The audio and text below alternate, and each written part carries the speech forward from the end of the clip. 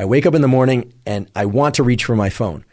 But I know that even if I were to crank up the brightness on that phone screen, it's not bright enough to trigger that cortisol spike and for me to be at my most alert and focused throughout the day and to optimize my sleep at night. So what I do is I get out of bed and I go outside. And if it's a bright, clear day and the sun is low in the sky or the sun is, starting to get overhead, what we call low solar angle, then I know I'm getting outside at the right time. If there's cloud cover and I can't see the sun, I also know I'm doing a good thing because it turns out, especially on cloudy days, you want to get outside and get as much light energy or photons in your eyes. But let's say it's a very clear day and I can see where the sun is. I do not need to stare directly into the sun. If it's very low in the sky, I might do that because it's not going to be very painful to my eyes. However, if the sun is a little bit brighter and a little bit higher in the sky, sometimes it can be painful to look at. So the way to get this sunlight viewing early in the day is to look toward the sun. If it's too bright to look at directly, well, then don't do that. You just look toward it, but not directly at it. It's absolutely fine to blink. In fact, I encourage you to blink whenever you feel the impulse to blink. Never look at any light, sunlight or otherwise, that's so bright that it's painful to look at because you can damage your eyes. But for this morning sunlight viewing, it's best to not wear sunglasses. That's right, to not wear sunglasses, at least for this morning sunlight viewing. It is absolutely fine to wear eyeglasses or contact lenses, so-called corrective lenses. In fact, those will serve you well in this practice or this tool because they will focus the light onto your neural retina and onto those melanopsin intrinsically photosensitive ganglion cells.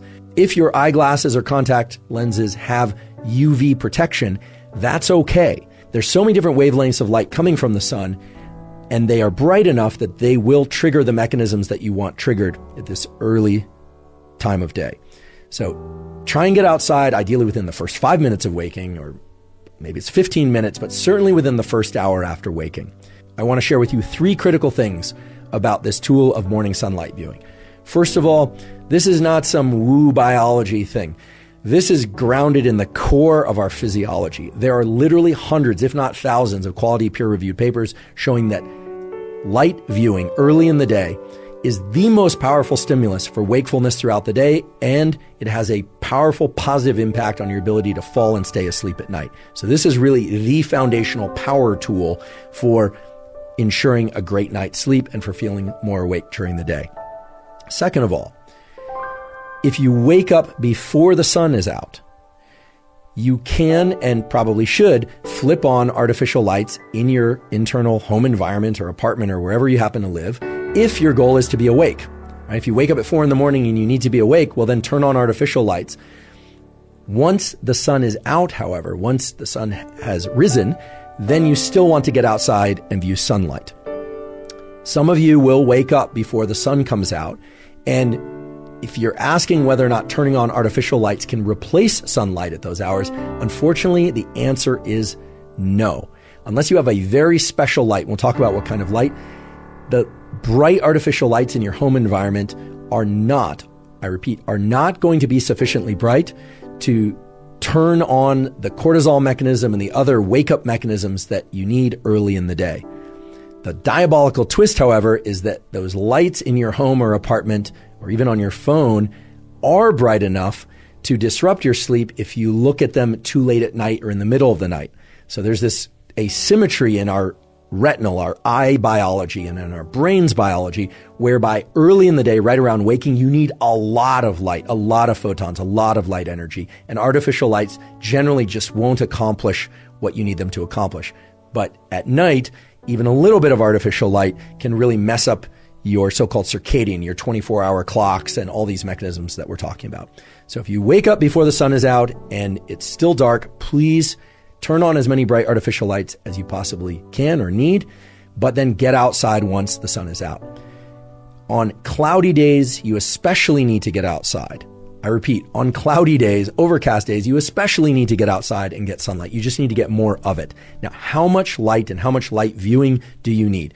This is going to vary depending on person and place, literally where you live on Earth, whether or not there's a lot of tree cover, whether or not you're somebody who has sensitive eyes or less sensitive eyes. It's really impossible for me to give an absolute prescriptive, but we can give some general guidelines. In general, on a clear day, meaning no cloud cover or minimal cloud cover. You want to get this sunlight exposure to your eyes for about 5 minutes or so. Could be 3 minutes one day, could be 7 minutes the next day, about 5 minutes.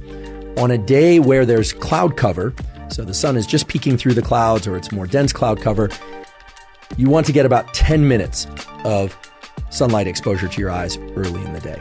And on days that are really densely overcast or maybe even are rainy, you're going to want to get as much as 20 or 30 minutes of sunlight exposure.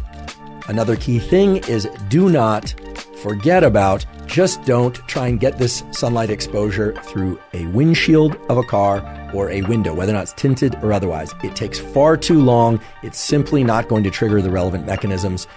You would be standing there all day trying to get enough light into your eyes from the morning sunlight, and by then the sun will have already moved from low solar angle to overhead, and it simply won't work for all sorts of mechanisms related to your circadian rhythm functions.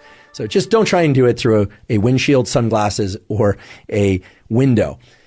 It's just not going to work. Get outside. If the weather is really bad or for whatever reason, safety reasons, you cannot get outside, well then I suppose try and get near a window. That would be the last resort. But you really want to get outside to get the sunlight exposure.